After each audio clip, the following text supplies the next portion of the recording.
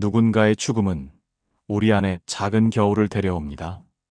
추위보다 더 아픈 건 그 빈자리가 남긴 침묵입니다. 그 침묵 속에서 우리는 묻습니다. 이제 나는 어떻게 살아야 하는가? 죽음 앞에서 철학은 말을 아낀다. 죽음은 누구에게나 낯설고 조심스러운 이름입니다. 그 이름을 입에 올리는 순간 공기는 무거워지고 우리 마음엔 설명할 수 없는 감정이 퍼지죠. 에픽테토스는 인간이 가질 수 있는 건 오직 자기 자신뿐이라고 했습니다. 무언가를 소유하고 있다고 느낄 때 사실은 그 대상을 통제할 수 없다는 걸 깨닫는 순간 우린 상실의 불안을 경험하게 되죠. 그래서 그는 철저하게 통제 가능한 것과 통제 불가능한 것을 구분하라 했습니다. 죽음은 통제할 수 없는 일입니다. 하지만 죽음을 바라보는 태도는 우리 손에 남겨진 유일한 선택입니다. 하이데거는 더 급진적입니다. 그는 죽음을 삶의 반대가 아니라 삶의 가능성을 여는 문이라 말합니다. 죽음을 정면으로 응시하는 태도, 그것이 바로 존재의 본래성을 되찾는 첫 걸음이라 했습니다. 죽음을 떠올릴 때만이 우리는 삶의 유한함을 깨닫고 그 유한함 속에서 순간순간을 진실하게 살아가게 된다고요. 그러니 이별 앞에서 너무 완벽하려 하지 않아도 됩니다. 누군가를 떠나보낸 슬픔이 너무 커서 가끔은 하루 종일 아무 말도 못한 채 창밖을 보는 날도 있을 겁니다. 그 시간은 우리가 여전히 누군가를 기억하고 있다는 증거입니다. 그 기억은 죽은 이를 위한 것이 아니라 남아있는 나 자신을 붙잡아주는 실처럼 작지만 단단한 것이죠. 죽음을 부정하거나 잊으려 하지 마세요. 그보다 조용히 마주 앉아주세요. 죽음은 우리에게 삶을 되묻는 유일한 거울이니까요. 죽음이라는 거울에 비친 나의 그림자. 조용한 밤, 등을 돌린 거울 앞에 앉아 있으면 문득 나라는 존재가 정말 실제하는 걸까? 그런 생각이 들 때가 있습니다. 죽음을 생각할 때 우리는 자연스럽게 나를 바라보게 됩니다. 죽는다는 것은 결국 나라는 존재가 이 세상에서 더는 흔적을 남기지 못한다는 뜻이니까요. 하이데거는 인간을 죽음으로 향하는 존재라 했습니다. 삶의 모든 움직임이 사실은 죽음을 향해 가는 여정이라고요. 그 말은 절망이 아니라 매 순간이 더욱 귀하고 진실해야 한다는 의미입니다. 죽음을 의식할수록 우리는 지금 여기에 있는 나를 더 선명하게 느끼게 됩니다. 하루하루가 더 이상 당연하지 않고 사람들과의 대화, 평범한 산책, 고요한 정적까지 모두 특별한 시간이 됩니다. 에픽테토스는 말했습니다. 외부 세계는 우리 뜻대로 되지 않지만 내면의 태도는 얼마든지 바꿀 수 있다고요. 죽음이란 사건도 마찬가지입니다. 누군가를 잃었다는 사실은 바꿀 수 없지만 그 상실이 나를 어떻게 바꿀지는 내가 선택할 수 있다는 뜻입니다.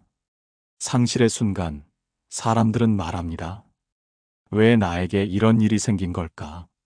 이렇게까지 아파도 괜찮은 걸까? 철학은 대답하지 않습니다. 대신 묻습니다. 당신은 지금 누구인가요? 이 고통 속에서도 여전히 살아가려 하나요? 그 물음은 단단한 위로가 됩니다. 죽음을 생각할수록 삶은 진실해지고 상실의 고통은 점점 살아있는 사람으로서의 내가 누구인지 되묻는 계기가 됩니다. 죽음을 마주할 때 비로소 우리는 우리가 어떻게 살아왔는지를 되돌아보게 됩니다. 그건 누가 대신 해줄 수 없는 고요한 자기 성찰의 시간입니다. 살아있다는 건 단지 심장이 뛴다는 뜻이 아니라 나의 삶이 나에게 어떤 의미인지 되묻는 용기를 갖는다는 뜻이겠지요. 이별 이후의 침묵, 그리고 들려오는 것들. 사람이 세상을 떠나고 나면 남겨진 공간엔 묘한 침묵이 자리합니다. 그 사람의 웃음, 걸음, 말투가 사라지고 대신 아무 말도 하지 않는 공기가 우리 곁을 맴돕니다.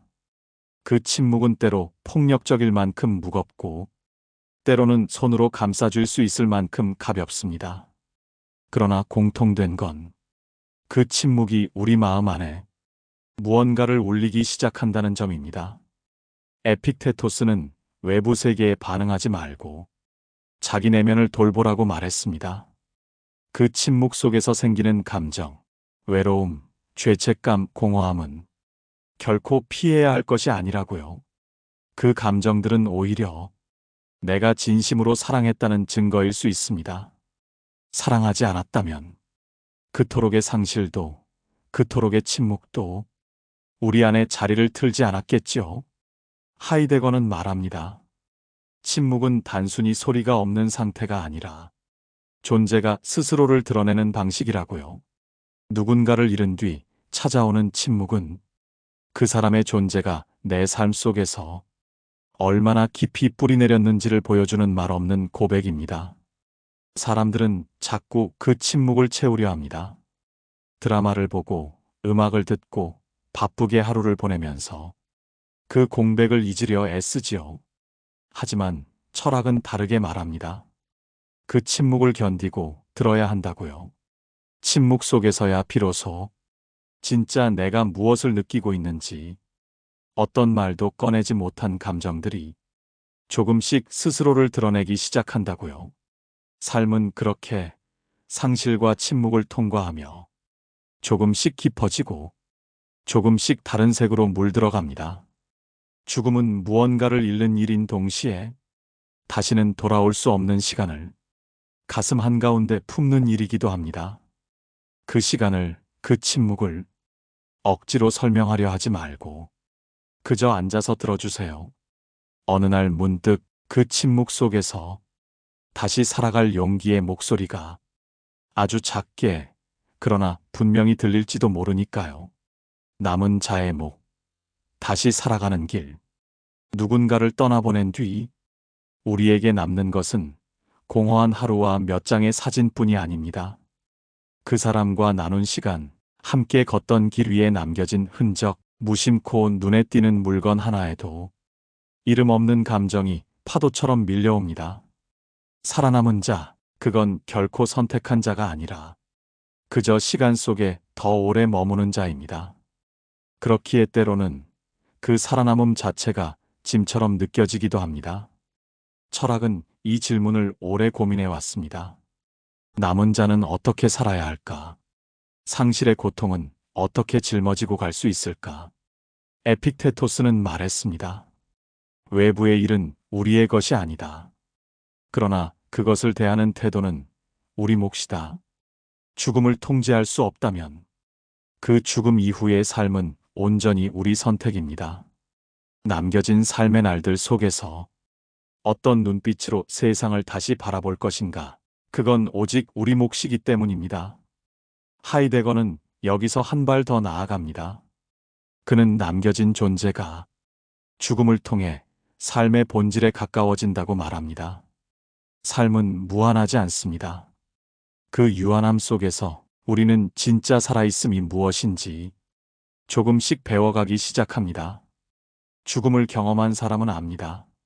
세상의 말들이 얼마나 가볍게 흩어지는지, 반대로 침묵 속에서 건네는 한마디가 얼마나 깊이 위로가 되는지. 남은 자는 다시 일어나야 합니다. 슬픔이 사라져서가 아니라 그 슬픔과 함께 살아갈 수 있게 되었기 때문에 다시 길을 걷고 다시 사람을 만나고 다시 웃는다는 것은 잊었다는 뜻이 아니라 그 기억을 품고도 살 수 있게 되었다는 증거입니다. 그래서 철학은 말없이 곁에 머물러 줍니다. 위로는 언젠가 떠나가지만 철학은 조용히 반복해 줍니다. 당신은 여전히 살아있다고, 살아있다는 것은 곧 사랑했던 이의 삶까지 이어가고 있다는 의미라고요. 죽음 앞에서 드러나는 존재의 진실.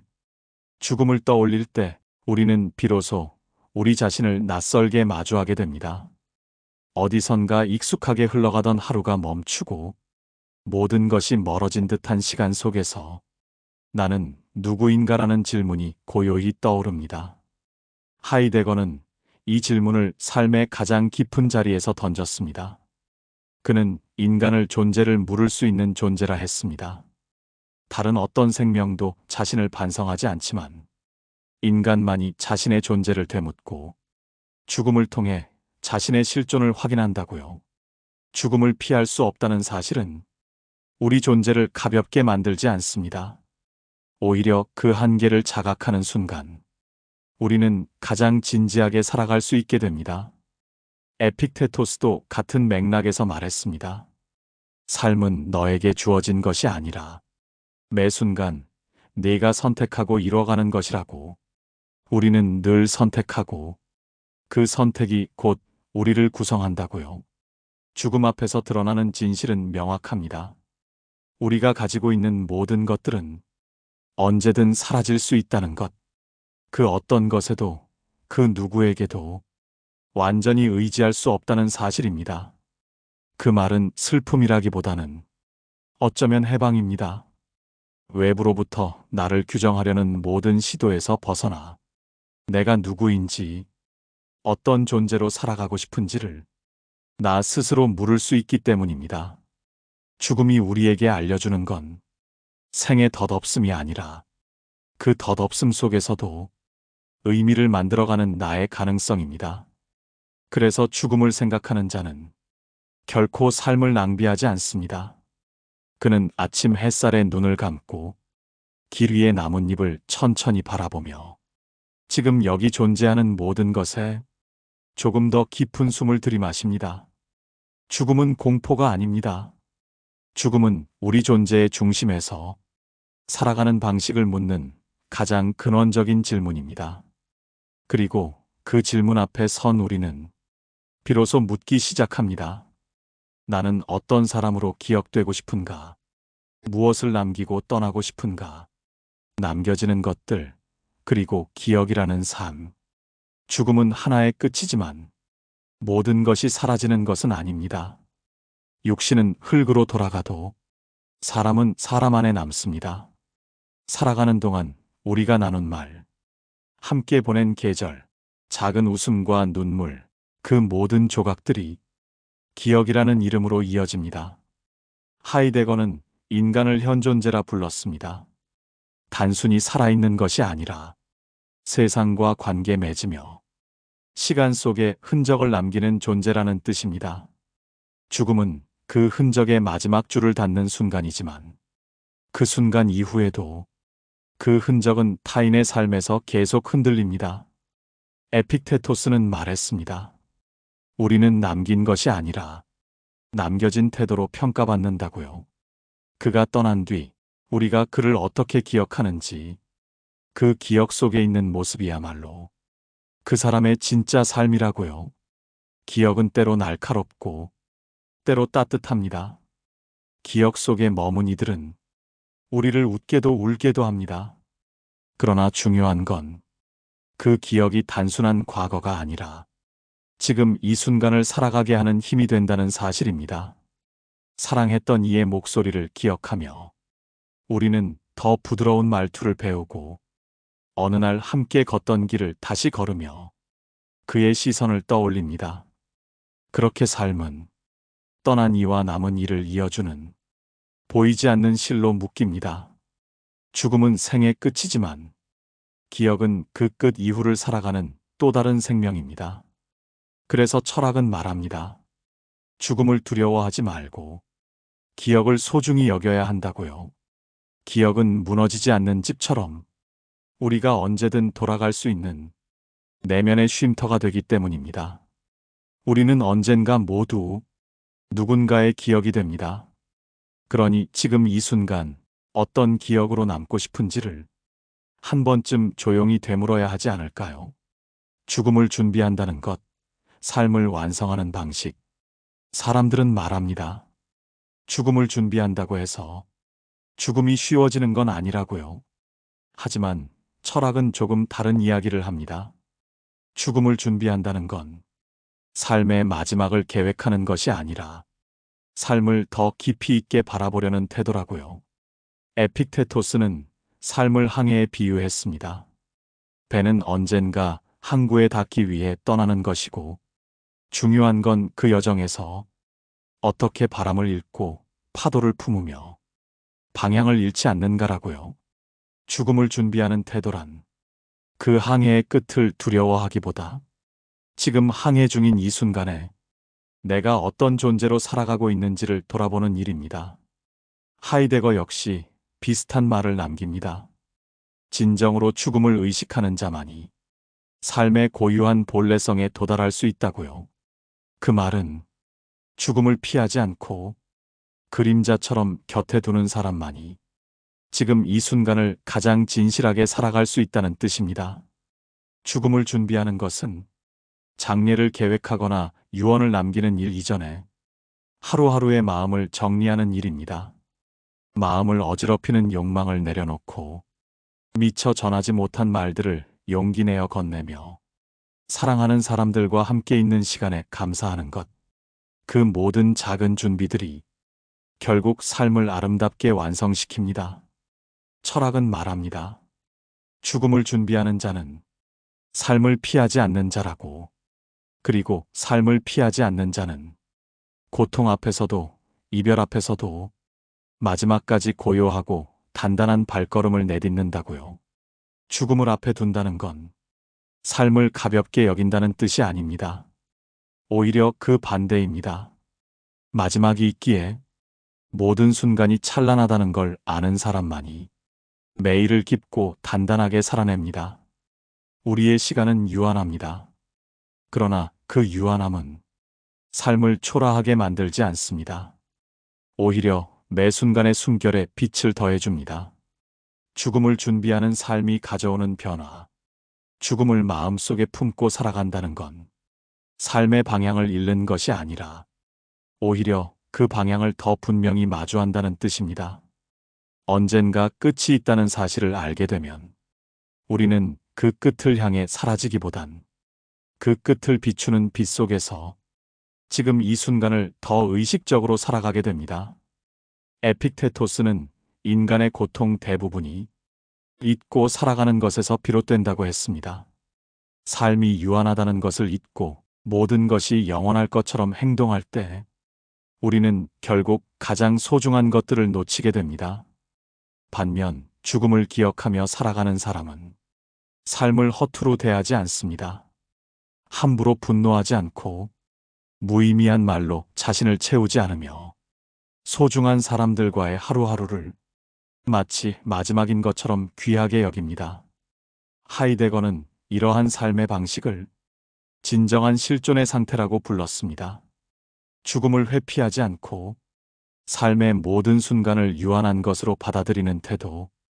그것이야말로 인간이 자신의 존재를 가장 깊이 느끼는 방식이라고요. 죽음을 준비하는 삶은 결국 관계를 바꾸게 합니다. 사람에게 더 집중하게 되고 오랜 미움은 흐릿해지며 용서와 화해는 더 이상 미루지 않는 일이 됩니다. 누군가와의 이별을 이미 겪은 이들은 압니다. 남겨진 말 한마디, 전하지 못한 손짓 하나가 얼마나 오래 마음을 떠도는지. 그렇기에 죽음을 의식하며 살아가는 이들은 오늘의 대화를 조금 더 따뜻하게 만들고 사랑의 표현을 아끼지 않게 됩니다. 철학은 삶을 정리하라고 말하지 않습니다. 오히려 삶을 조금 더 가만히 들여다보라고 권합니다. 그 들여다봄 속에서 우리는 어느새 변해가고 있음을 발견하게 됩니다. 더 분명해진 마음, 덜 흔들리는 관계, 그리고 끝이 있기에 더 의미 있는 시간. 죽음을 준비한다는 건 종착지를 정하는 게 아니라 여정의 매 순간을 고요하게 완성해 나가는 과정입니다. 죽음, 고통, 그리고 사랑의 얽힘. 죽음은 언제나 고통을 동반합니다. 사랑했던 이를 잃는다는 건 마치 내 일부가 잘려나가는 듯한 아픔을 남기니까요. 그런데 이상하게도 우리가 가장 깊은 고통을 느낄 때 그 중심에는 언제나 사랑이 있습니다. 에픽테토스는 말했습니다. 진정한 고통은 외부의 사건이 아니라 그 사건에 대한 내 내면의 반응에서 비롯된다고요. 그리고 그 반응 속엔 언제나 잃어버린 것에 대한 애착이 숨어 있습니다. 우리가 누군가를 잃고 아파하는 건 그 사람을 진심으로 사랑했기 때문입니다. 그만큼 함께한 시간이 소중했고 그 사람과의 삶이 나의 삶 일부였기 때문입니다. 하이데거 역시 사랑과 죽음 사이의 긴장을 중요하게 보았습니다. 그는 본래성 있는 존재란 다른 사람과의 관계 안에서 자신의 유한함을 자각하는 존재라고 말합니다. 타인을 통해 우리는 자신을 발견하고 그 타인이 사라질 때 우리 안의 거울 또한 조각나듯 부서지죠. 그래서 죽음은 늘 혼자의 문제인 동시에 사랑의 문제입니다. 사랑이 없다면 죽음은 그저 생물학적 사건이지만 사랑이 있었기에 죽음은 아픔이 되고 기억이 되고 때로는 삶의 방향을 바꾸는 전환점이 됩니다. 철학은 그 고통을 부정하거나 덜어주려 하지 않습니다. 대신 그 고통을 어떻게 품을 수 있는지를 묻습니다. 사랑했기에 아픈 것이고 그 아픔은 결코 부끄러운 게 아니라고요. 고통은 우리를 안으로 침잠하게 만듭니다. 침묵하게 만들고 멈추게 하고 마침내 다시 자신을 돌아보게 합니다. 그리고 어느 날 그 고통 한가운데서 사랑이 남긴 따뜻한 잔향을 발견하게 됩니다. 사랑했던 이의 숨결은 우리를 울게도 하지만 결국 다시 살아가게도 만듭니다. 죽음은 사랑의 끝이 아니라 사랑이 머무는 또 다른 방식입니다. 그 사람이 사라진 자리에 우리는 그 사람을 품은 존재로 남아 조금 더 부드럽게, 조금 더 단단하게 살아가게 됩니다. 철학은 말합니다. 그 고통과 사랑의 얽힘을 정리하지 말라고. 그건 어쩌면 삶이라는 길 위에서 우리가 끝까지 안고 가야 할 가장 인간다운 감정이라고요.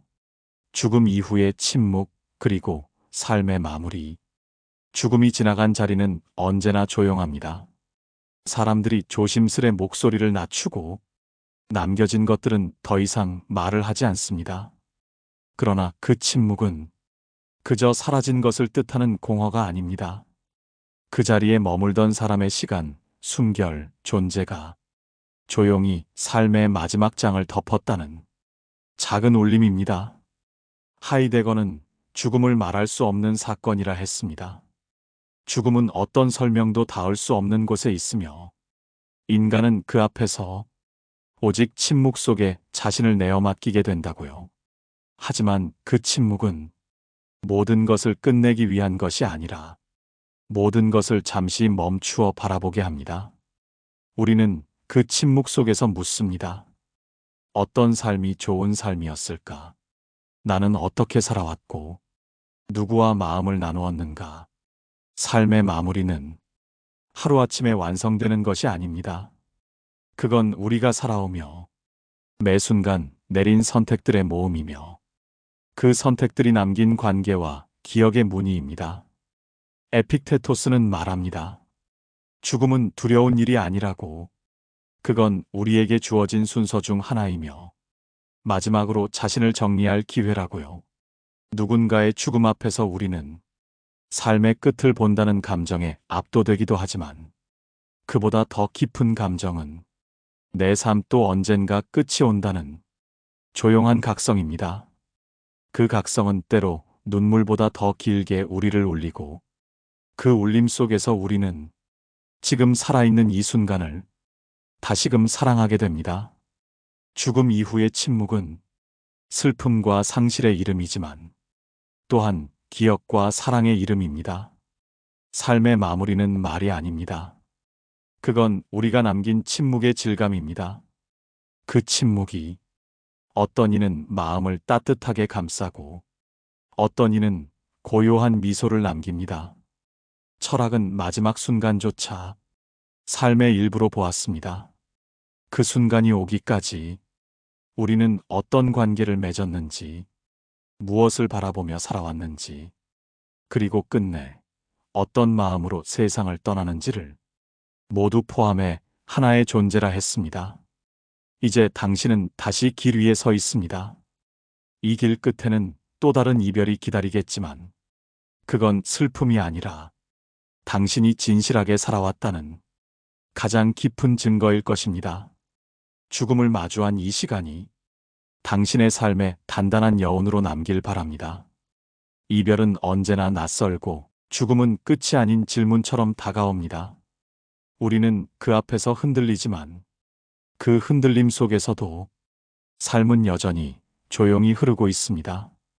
오늘의 고요함이 당신에게 작은 위로가 되었기를 바랍니다. 살아있다는 건 사랑을 기억한다는 것, 그리고 그 기억으로 하루를 다시 시작하는 일입니다. 당신의 하루가 조금 더 다정해지기를 철학은 조용히 곁에서 기다립니다.